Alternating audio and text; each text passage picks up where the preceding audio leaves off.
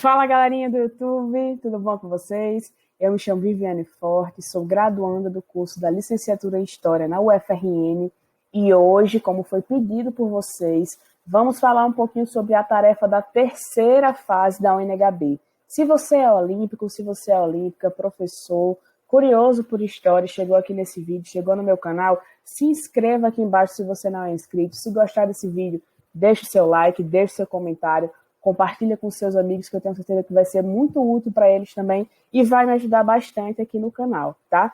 Se você chegou agora também e ainda não viu a minha playlist sobre a UNHB, dá uma olhadinha nos cards aqui em cima que eu vou deixar linkada a playlist com os outros vídeos que eu já fiz sobre a Olimpíada de História, tá? Sempre com o objetivo de ajudar vocês nessa trajetória intelectual tão empolgante que é a UNHB. Se você ainda não me segue no Instagram, dá uma olhadinha aqui embaixo no seu vídeo que está aparecendo. Meu Instagram é o @Viviane_Forte. Lá eu também produzo conteúdos históricos agora, comecei a fazer reels, estou querendo ir para uma vibe engraçada, mas vamos embora, né? Olha só, primeiro ponto sobre a terceira fase é o seguinte: 70% dos participantes que estão na fase 2 vão ser aprovados para a fase 3. Como o NHB ela é uma prova que, querendo ou não, ela vai sendo acumulativa, ela também vai eliminando paulatinamente os seus participantes. Da fase 3, que se inicia hoje, na segunda-feira, né? É o dia que vocês estão vendo esse vídeo, apenas 60% desses participantes vai avançar para a fase 4. Ou seja, à medida que a UNHB ela vai avançando, ela vai ficando mais difícil e a quantidade de equipes que vai passando de fase é menor. Agora, a partir desse momento, nós teremos 12 questões objetivas. A gente tem um acréscimo aí de questões objetivas e uma tarefa que já é tradicional nas outras fases. Na primeira fase, a gente teve a tarefa de preenchimento de informações. Na segunda fase, tivemos a tarefa de análise iconográfica. E agora, finalmente, temos aí a tarefa de datar documentos. Ou seja, essa tarefa ela consiste em marcar quando a fonte foi produzida e a que período histórico essa fonte se refere. Essas fontes que vão ser datadas por vocês, a partir de hoje, elas foram fontes que já apareceram em outras questões aqui da 13ª UNHB. Então, a ideia é que vocês cataloguem as fontes que vocês já viram e já trabalharam ao longo das questões online das fases 1, 2 e também da terceira fase. Então, os primeiros passos para que vocês façam isso é entender quais são os marcadores temporais dos séculos, já que a gente não vai marcar o ano que o documento foi produzido, mas o século, tá? Então, é completamente necessário que você conheça os algarismos romanos, aquilo que a gente aprendeu lá no comecinho do ensino fundamental, que poderia parecer muito desinteressado e até inútil, mas na UNHB é fundamental, porque dentro do estudo da história a gente utiliza os algarismos romanos para fazer os marcadores de séculos. Os algarismos fundamentais que nós temos para esses marcadores de séculos são o X, que representa 10 anos, o V, que representa 5 anos, e o I, que representa 1 ano. Esse algarismo I, ele só pode ser repetido em sequência por até 3 vezes. Então, se você quiser representar 8, por exemplo, você pode. Faz o V, o I e o I. Se você quiser representar o 4, por exemplo, ou o 9, a gente tem uma regrinha diferente. Olha só, quando eu quero representar um número que não pode ser representado por esses 3 palitinhos aqui, eu tenho que utilizar o número maior com o número menor à esquerda. Se o V com o I do ladinho vai representar 6, ou seja, 5 mais 1, o V com o I do lado esquerdo, ele vai representar 5 menos 1, ou seja, 4. A mesma regra ela vale para o número 9. Se X acompanhado do I equivale a 11, o IX equivale a 10 menos 1, ou seja, o 9. Por que é fundamental que a gente saiba disso? Porque os séculos, até o momento, só vão até o número 21. Então, é fundamental que a gente conheça o 9, é fundamental que a gente conheça o 11, é fundamental que a gente conheça o 21, o 18, o 17. Então, por isso que esses 3 algarismos aqui, eles são os algarismos basilares para que a gente possa aí compreender os marcadores dos séculos. Sendo assim, nós temos alguns exemplos, olha só. O 3 nos algarismos indo-arábicos, que são os que a gente já usa, é representado dessa forma. O 4, como eu expliquei para vocês, ele tem um tracinho à esquerda do 5. Então, ele não é 6. Ele é 5 menos 1. Se está à esquerda do algarismo, é subtraindo 1. Se está à direita do algarismo, é somando, tá? Então, aqui nós temos o 9, que falamos no slide anterior também, e temos o 19. O 19, ele tem uma regrinha diferente, por isso que eu coloquei ele aqui em vermelho. Por quê?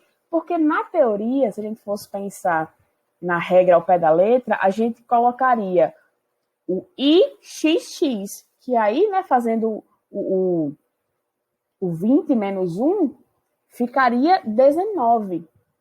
Mas não é assim que funciona, tá? A gente vai por cada dezena. Então, ó, a gente tem aqui a primeira dezena, 10, para representar esse 1 aqui, que está aparecendo, e a gente tem um 9, o IX. Então, nesse caso, a gente vai fazendo esse somatório por dezenas. Se a gente fosse representar da outra forma, ficaria incorreto, porque, na realidade, o que é o 19? O 19 é o 10 mais o 9. Então, para que a gente pense aí e represente em algarismos romanos, a gente faz essa mesma operação. A gente primeiro representa o 10 pelo x e depois a gente representa o 9 com o ix, o i no lado esquerdo do x para representar uma subtração, certo? Outro ponto importante, vocês precisam aprender a converter anos em séculos, porque nos documentos da Olimpíada não aparece século XIX, século XX, porque aí seria muito fácil para vocês, né? Então, a Negabela coloca, sei lá, 1725. Então, você tem que aprender a converter 1725 de ano para século. Ah, eu posso fazer isso no Google? Pode sim, mas para você pesquisar cada um dos anos de todas as fontes, que são várias, no Google, você vai perder um tempo imenso que você poderia estar utilizando para responder as questões que com certeza virão ainda mais difíceis do que nas fases 1 e 2. Então, aprendendo essas regrinhas aqui, esse truque de mestre que eu trouxe para vocês, vocês poupam tempo e ainda conseguem utilizar essa nova habilidade, essa nova skill no Enem, que também é muito útil. Olha só, quando a gente vai converter os anos em séculos, os dois números que estão à esquerda, eles sempre vão se manter. Se os dois números seguintes, depois desses números à esquerda, forem 0, você vai somar 0 aos dois números da esquerda. Se os dois números seguintes forem diferentes de 0, você vai somar 1 aos números da esquerda. Como é isso na prática? Olha só, trouxe um exemplo para vocês. Se o ano é 1917 e você tem que converter para séculos, você vai conservar o 19, ou seja, os dois primeiros números da esquerda, e aí você vai considerar que depois do 19, os dois números eles são diferentes de 0, ou seja, você vai ter que somar 1 ao 19 que você já tinha do lado esquerdo. Ou seja, logo, 1917 é um ano que pertence ao século XIX, os dois algarismos da esquerda, mais 1, porque os dois números seguintes são diferentes de 0. Então, 1917 é um ano que pertenceu ao século XX. Outros exemplos, nós temos aqui o ano de 1800. Então, a gente vai considerar os dois números da esquerda, o 18, e como os dois números seguintes eles são iguais a 0, a gente vai somar 0 a 18.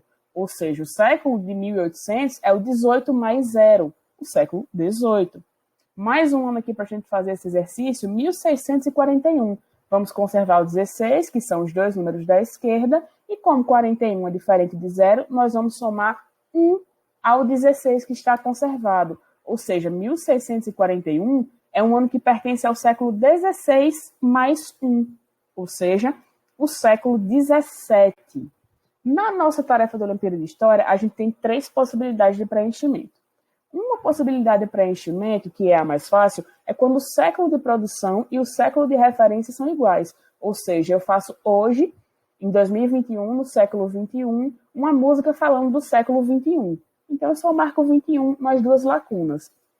A segunda possibilidade de preenchimento é quando o século de produção e o século de referência são diferentes. Ou seja, eu, Viviane, hoje no século XXI, faço uma música falando sobre o processo de redemocratização do Brasil. ou seja, uma música que se refere ao século XX. Então, eu fiz no século XXI, mas o assunto da música se refere ao século XX. E a terceira possibilidade de preenchimento é quando o século de produção ele é um só, afinal você não produz o mesmo documento em vários séculos, mas você tem mais de um século de referência. Como isso seria possível? Voltando para esse exemplo da música, eu, Viviane, hoje posso fazer uma música falando sobre o período do Brasil colônia. Então, vai se referir ao século XVI, vai se referir ao século XVII, e assim por diante, ou seja, teremos aí mais de um século de referência. Quando a gente considera geralmente temporalidades, né, colônia, império, república, a gente tem aí costumeiramente contido mais de um século. Por isso que a ONHB ela aceita mais de uma resposta. Eu trouxe um exemplo das provas do ano anterior, da 12ª ONHB, para exemplificar isso para vocês. Vejam só, esse aqui é o documento Um Dia, um Rio, que foi escrito em 2016 e fazia referência aos problemas ambientais da atualidade, do século XXI. Ou seja, foi produzido no século XXI, em 2016, 20 mais 1, porque o 16 é diferente de 0, e se refere também ao século XXI, à atualidade. No nosso segundo exemplo, a gente tem aqui um texto acadêmico. Esse texto acadêmico ele foi produzido em 2013, mas ele se referia ao período do pós-abolição, ou seja, ao século XIX. É um texto acadêmico, salvo engano, é uma dissertação de mestrado ou uma tese de doutorado, mas foi escrito aqui no século XXI e se referia ao pós-abolição no século XIX.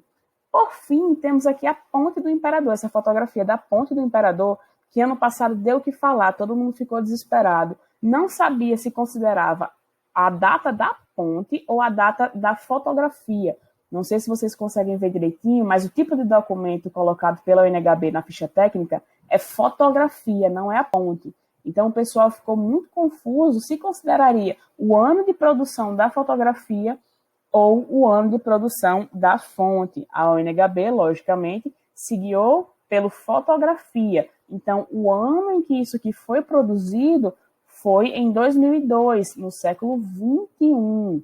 Um outro problema foi para catalogar a que período histórico se refere essa fotografia. Porque se a foto é do século XXI, essa fotografia ela se refere ao século XXI. Mas temos uma ponte aí que também existe desde o século XIX, desde 1860.